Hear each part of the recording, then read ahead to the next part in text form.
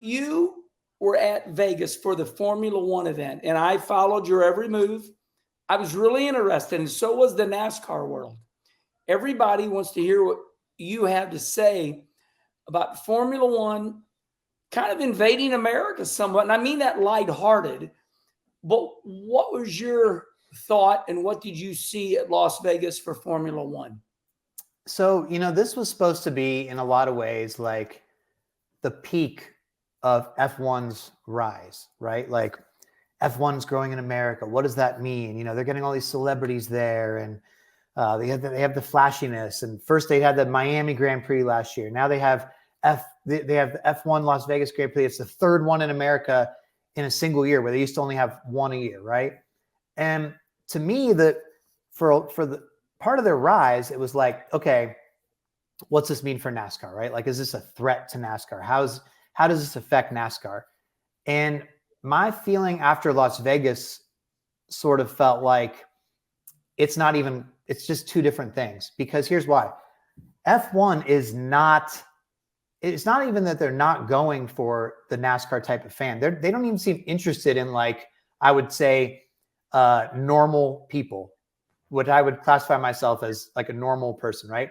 They are looking for the sort of elite, wealthy, famous people with huge spenders.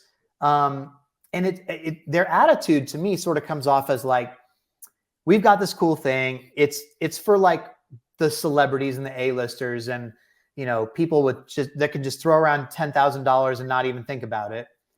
And if you want to try to come, we'll make some, $1,500 per ticket seats available for you if you can afford it. If not, you know what? Screw you. We don't really actually care about you.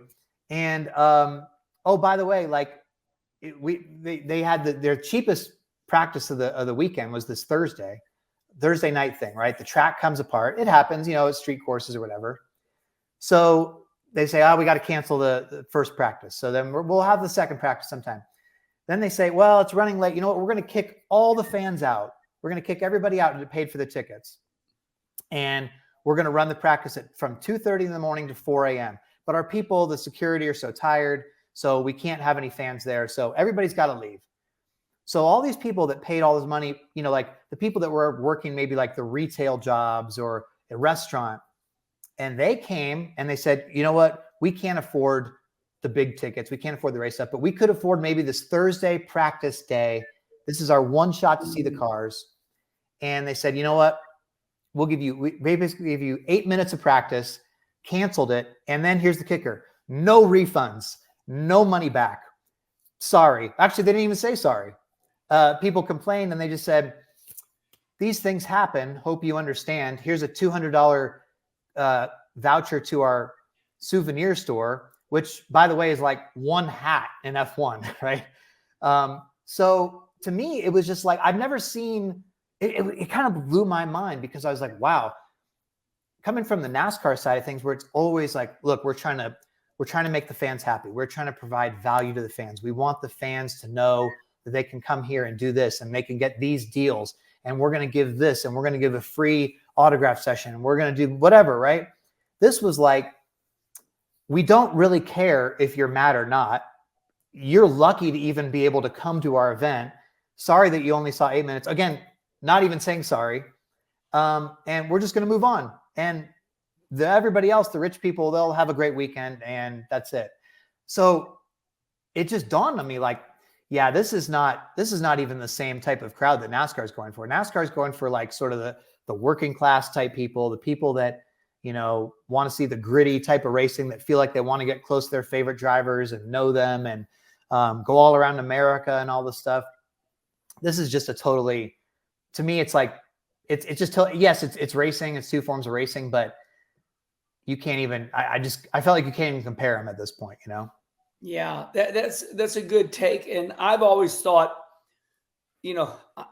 I'm 60 years old, so I always think about the Titanic, right? If you want the cheap rooms, you go to the bottom of the ship. If you want the expensive rooms, you go to the top. But you're right. Formula One doesn't even offer anything for the working class thing. And I agree with that. So another thing that I noticed was I saw Don Hawk was out there. I saw Denny Hamlin was out there. What was your take on NASCAR's interest? Did you see any NASCAR executives out there? Do you think NASCAR was watching and trying to see what was up? I mean, I certainly think that NASCAR would be wise to like look at some of the things they're doing, right? Like you can't just ignore what's happening where people are paying attention to F1 and, you know, the show elements that they're doing and all the stuff they have surrounding it and the parties and just the over the top extravaganza and all that stuff. There's some things that NASCAR can take from it, but I honestly feel like also like there's so much that has to do with just the amount of money that is flowing through F1. There's so much money that they don't even know what to do with it. Yeah. I mean, when they can spend, I mean, we thought NASCAR spent a lot of money on the Chicago street race, right? They probably spent $100-something million on that, right?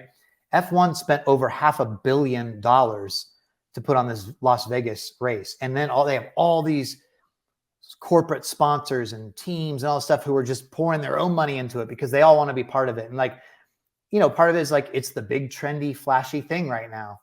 So people are trying to hop on board. Like it was kind of reminds me of when people started getting into like the English Premier League soccer 10 years ago. And everybody's like, well, this is the next big thing. You got to have a team. And, you know, I think it's still growing in some ways, soccer, but like it kind of plateaued. Like people see it and they kind of move on a little bit. And you have some fans that stay, some fans are like, it's all right. So I think, you know, I think NASCAR should pay attention to some of the elements, but not get too caught up in trying to chase what F1 is doing, because this has sort of been NASCAR's problem, right? The more you try to be something that you're not and get away from what has made you great, then that can actually weaken you in some aspects, right? Like, and I think we've seen that with like sort of like the over reliance on road course racing or, you know, dirt racing. I mean, yes, okay, like I think maybe one dirt race a year could be okay. One street race a year could be okay. But like most of the people that fell in love with NASCAR fell in love for the ovals of various sizes. So the more you kind of get away from that and try to chase something else, well, maybe this new fan wants this, and maybe we can appeal to the new fan by this. Sometimes I think it just comes down to like making your own product like the best it can be. And then people are so excited about that product that they tell their friends, hey, you got to check this out. And their friends like, why are they so passionate about this? Maybe I need to watch this.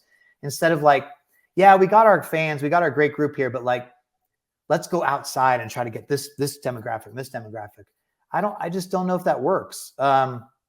Because unfortunately, I mean, you can see with my bald head, I've been around a while now.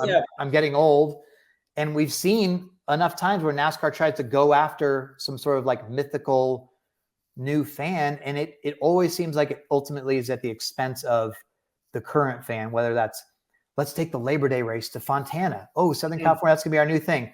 And a few years later, maybe Darlington was the right call there. Then they take it back and everybody's like, yay, it's back. Why'd you leave in the first place kind of things. There's a lot of that.